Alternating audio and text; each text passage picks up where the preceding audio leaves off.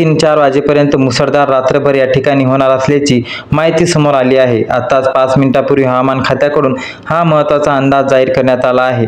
राज्यात आता शेतकऱ्यांसाठी सर्वात मोठा दिलासा देणारा पाऊस म्हणावा लागेल, कारण तब्बल 1 महिना शेतकरी पावसाची वाट बघू लागले होते. पेरणीयोग्य आता पाऊस कधी होईल याची वाट बघत होते. काल परवा मुंबई, पुणे पावसाने झोडपून काढलंय. आज संध्याकाळी 7 वाजल्यापासून या जिल्ह्यामध्ये पावसाचे अक्षरशः तांडव सुरू होणार आहे.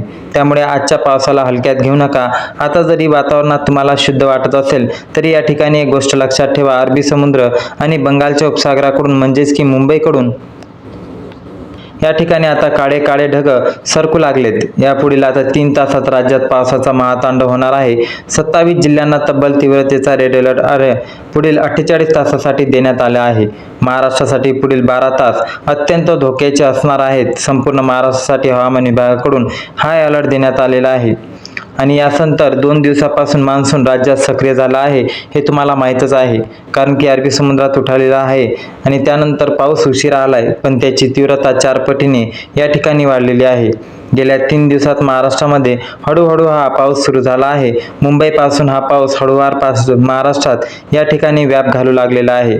काही ठिकाणी अजूनही तुरळक पाऊस आहे, तर काही ठिकाणी अचानक या ठिकाणी आज पहाटे अरबी समुद्र आणि प्रशांत महासागरामध्ये एक वेगळीच घडामोड या ठिकाणी घडलेली पाहायला मिळत आहे.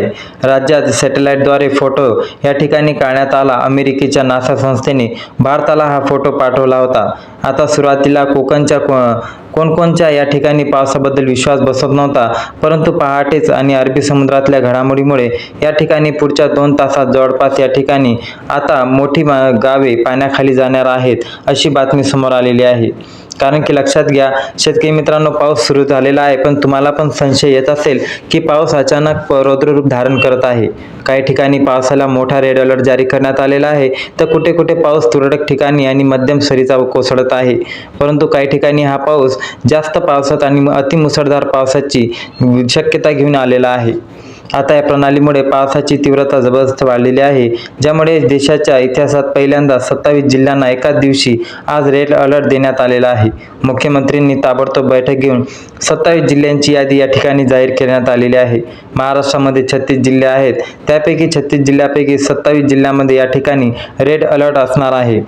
त्याच्यावरून तुम्ही तीव्रता लक्षात घेऊ शकता.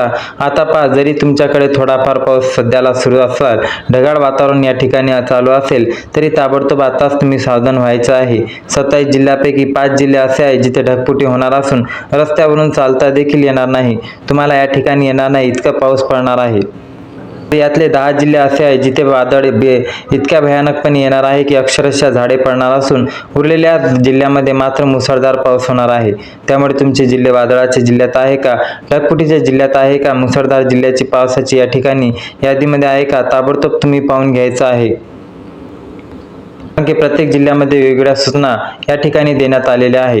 हवामान विभागाने पुढील 10 दिवसाचा देखील आता पावसाचा अंदाज जाहीर केला आहे, ज्यामध्ये तुम्ही पेरणी कधी करायची हे सुद्धा सांगण्यात आलंय.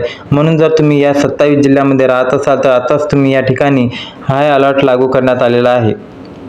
कारण की पुढील 3 तासात खूप मोठा जलप्रलय सुरू होणार आहे. दरवर्षी पाऊस वेळेवर येतो, पण हे वर्ष अल निनोने असल्यामुळे यंदा पावसाने आगमन उशिरा झालाय. जसं अवकाळी पाऊस वादळासह वाऱ्यासह येतो, चक्रीवादळांची भयंकर परिस्थिती पुढच्या 3 तासात 27 जिल्ह्यांना भोगावी लागणार आहे. आणि या 27 जिल्ह्यांची माहिती समोर आपण देणारच आहोत. तरी शेतकरी मित्रांनो, आता सर्व कामे उरकून झाल्यानंतर तुम्हाला अलर्ट राहणार आहे. 27 जिल्ह्यापैकी या 5 जिल्ह्यात ढगफुटी होण्याची शक्यता वर्तवण्यात आलेली आहे. संपूर्ण जिल्हे आपण पुढे सांगणार आहोत. तरी लक्षात घ्या, हा व्हिडिओ जास्तीत जास्त शेतकऱ्यापर्यंत शेअर करा आणि आपली बातमी आवडल्यास व्हिडिओला लाईक करून चॅनलला सबस्क्राईब करा. जय हिंद, जय महाराष्ट्र. धन्यवाद.